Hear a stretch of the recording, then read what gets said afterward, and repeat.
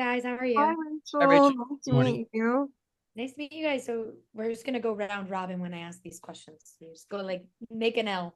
But Okay. to start, when you get to be in a genre show like this and have, the very specific looks that really kind of bring a show like this together, what for you guys was the moment where you were like, oh, I understand fully the kind of show we're making and I'm fully on board with whatever unhinged thing we're gonna see next? That's a great question. For me, it was like probably our third day in production. I'm gonna be honest. It was probably our third day in production, but it was a scene we were filming in Spud's garage. And it was the first time I had like seen the feng shui, if you will, between the three characters of Jordy, Dylan, and Spud. And I was like, oh, okay, I see what we're going for here. That was mine. I definitely think that there were pieces. So we went into pre-production kind of a bit before we were actually filming because we were doing band camp together and then we were also doing improv classes together to kind of develop the relationships between us three as actors and then also as the characters that we were diving into. And I think that there were moments where we were like, huh, this like it was a little tricky. We were like, how is this all going to kind of fit together? And once production started and we were dressed to the nines and all of the different pieces had kind of fallen into place with the feng shui, as Kezii said. And we're standing there as Dylan, Jordy, and Spud bringing this band to life. There was definitely an aha moment where we were like, oh, wow, we're about to do this show together. And this is Death Crunch, and this is what we're bringing to life, and these are the characters. And I think it was really exciting and kind of exhilarating for me, at least. Yeah, I definitely agree. Like when we finally started filming and it was, all the band camp practice and stuff, and when we got to be in our costumes, it was like we really did just like transport. I'd say the only thing we struggled with a little bit was sometimes there's some slang that you can't say in the 80s. Like you're not allowed to give fist bumps, like that's something we struggled with. There's like certain words you can't use, because apparently they didn't say that in the 80s. Um, I yeah. We did also have remember we did have some of the adults on set being like, "That's not 80s." We yeah, were like, I "Okay, remember sorry." I was gonna piggyback off that, and I remember there being days on set where like there would be back and forth banter. Like, no, I remember saying that in the '80s, but someone would be like, no, Google said this wasn't said to this. So it was really cool just to see all the generations clash for this one thing or this one word. Yeah, then you guys just have to watch Goonies. They're like, here's how we talked in the 80s. Goonies, and everyone just watched this movie. I do like that the show, has it's about satanic panic and the way that kind of we now in today's world think it's funny when we look back, but at the time it's like that was a lot of media talked about it and everything kind of surrounded itself. Getting to tell this kind of story that has existed but is not in this way from now your own modern sensibilities, what for you all was the most interesting part of kind of navigating that as modern people looking back? I 'Cause- think that oh, sorry, go ahead, because no, no, you got it. You got it. I was formulating my answer as I let you go for it. go for it. No. For sure. Okay. For me, it was really cool to just see the mental fortitude that I don't know was lacking from at least both sides. It was really cool to see how the adults reacted. It was really cool to see how the teenagers reacted. And it was a really interesting thing that I saw, which was just the mental fortitude of an adult before like it was really imperative that I understood that going in, if I'm making any sense. It was just trying to articulate that because during that time that's all everyone was doing was just thinking, and is this real, is this actually happening? And with the show I took it personally of just making sure that that was articulated to the audience of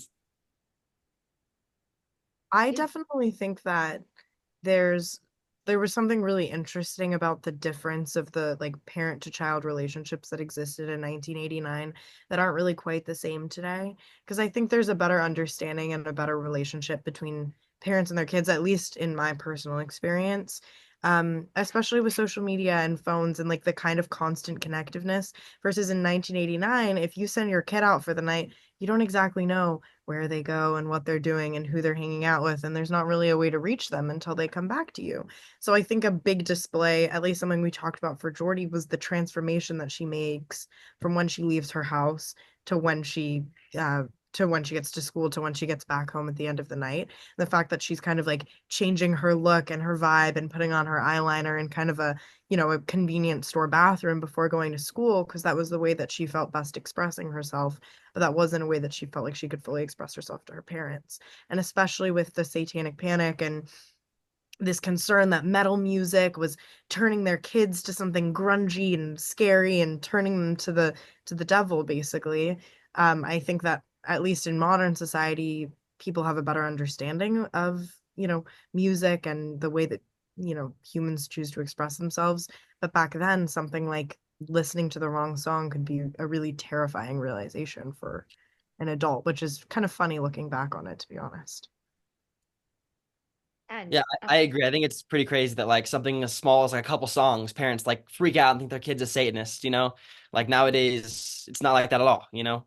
I don't really Yeah. know how else to elaborate that. They kind of hit all the points. they nailed it. But I do have to, for my last question, I want to ask.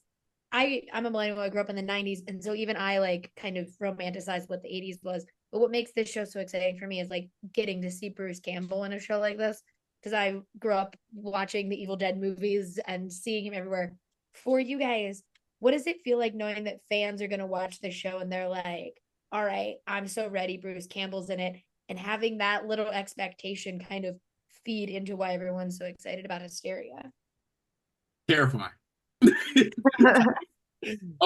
It was, for me, it was really cool to learn Bruce's history. I have seen his face and heard his voice way before I had worked with him. But for the show, I kind of did a deep dive on like Evil Dead and all these other movies that he did.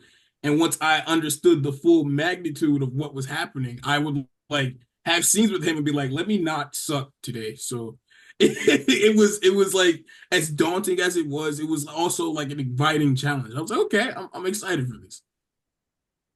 We have some icons kind of across the board on the Mhm. show in a lot of different genres. But if we're talking specifically horror, I mean, there are so many callbacks that we're using in Hysteria in reference to the 80s. I mean, Bruce Campbell, but we also have Millie Shapiro who did Hereditary, which is like a very like iconic and noteworthy horror movie of the last 10 years as well. So I think that Matt Scott Kane, our incredible showrunner, had a lot of like detail and specificity that went into kind of each of those things. So someone who is a horror fan and loves this genre is able to watch this show from a different perspective and notice a lot of things that maybe the normal viewer wouldn't.